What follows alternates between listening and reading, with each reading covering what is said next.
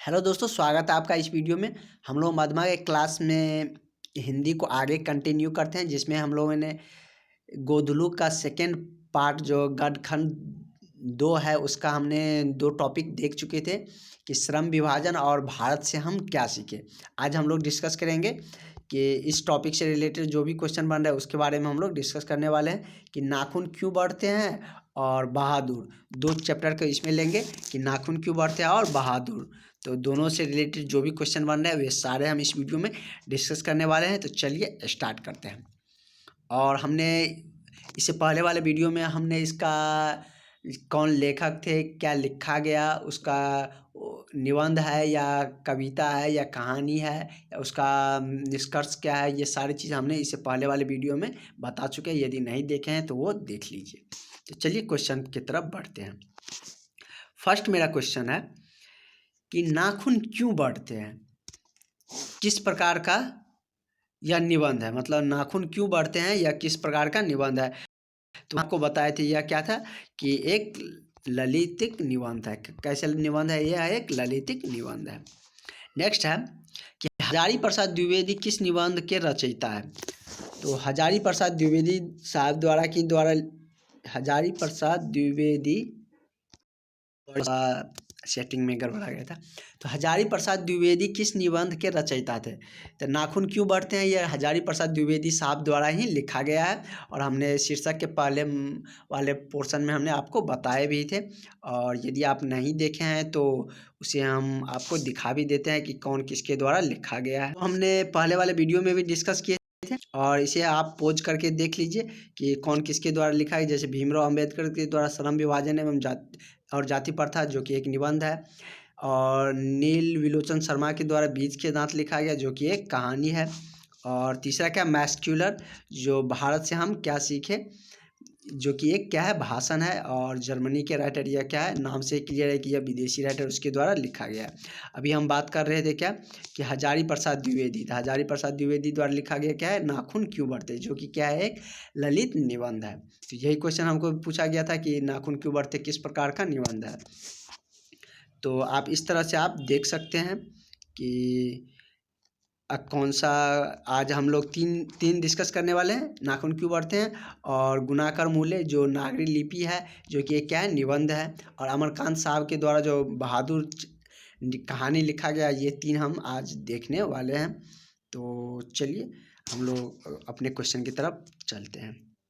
मेरा क्वेश्चन है कि गुणाकर मूल्य किस निबंध के रचयिता थे। अभी देखे थे गुणाकर मूल्य साहब द्वारा क्या लिखा गया था, नागरी लिपि लिखे गए थे। तो आगे के क्वेश्चन देख लेते हैं।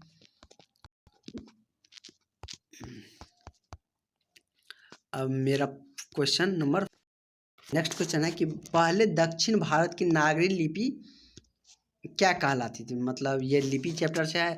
तो दक्षिण भारत की जो पहले नागरी लिपि कहलाती थी वह क्या कहलाती थी, तो नंदी नागरी लिपि कहलाती थी। क्या कहलाती थी, नंदी नागरी लिपि। नेक्स्ट देखते हैं कि बहादुर का कहानीकार कौन है।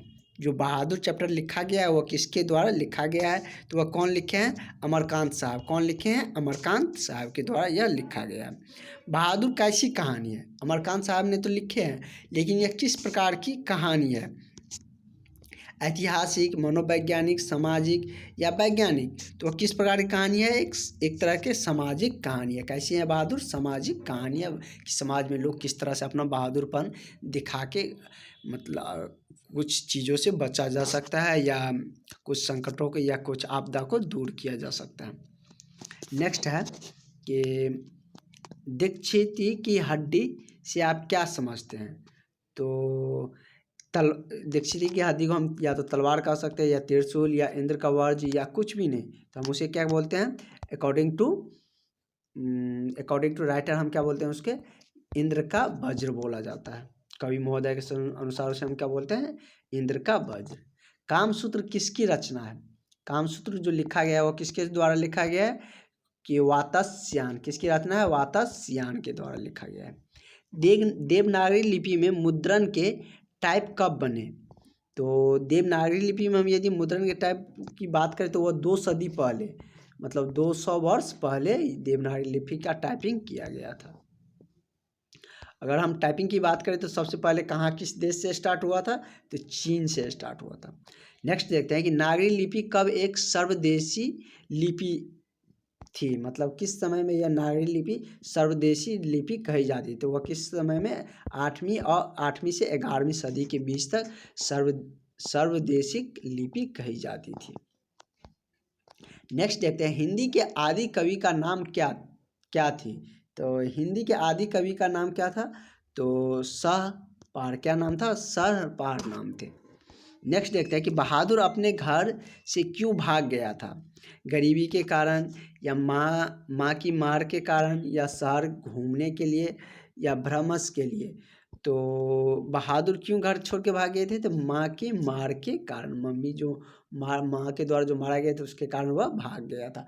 गांव में अभी भी बच्चे को यदि मम्मी पापा कोई डांट देते या मार देते तो जनरली कहीं चले जाते हैं, पहले तो चले जाते थे, अब भी थोड़ा कोई कोई चले जाते हैं। कुछ ऐसे बच्चे होते हैं जो कि मार खाने पर भाग जाते हैं कि नहीं हम चल ही जाते हैं, तो उसी तरह यह भी चल गए थे मम्मी के मार खाने पर। बहादुर एक लड़के का नाम था। नेक्स्ट क्वेश्चन है कि निर्मला कौन थी, शिक्षिका, या बहादुर की माँ, या कथाकार की पत्नी, या कथाकार की पड़ोसन। तो निर्मला क्या थी, कथाकार की क्या थी, पत्नी थी, क्या थी, कथाकार की पत्नी थी। तो नेक्स्ट जो मेरा क्वेश्चन रहेगा वह परंपरा मूल्यांकन से अवनियों तक, ये 4 चैप्टर इसके अंदर आ जाएंगे। तो इस चारों चैप्टर का हम लोग नेक्स्ट वीडियो में कवर करेंगे, क्योंकि ये वीडियो में अगर कवर करेंगे तो ये ज़्यादा लंबा हो जाएंगे। और साथ ही हम आपको एग्ज़ाम डेट के बारे में भी बताने वाला है, क्योंकि आपका एग्ज़ाम डेट अब बहुत ही नज़दीक आने को है। तो मिलते हैं नेक्स्ट वीडियो में नेक्स्ट क्वेश्चन के साथ, और आप अच्छे से तैयारी करते रहें, हम आपका तैयारी को अच्छे लेवल तक ले जाएंगे, सिर्फ आप मेरे साथ बने रहिए। Thank you.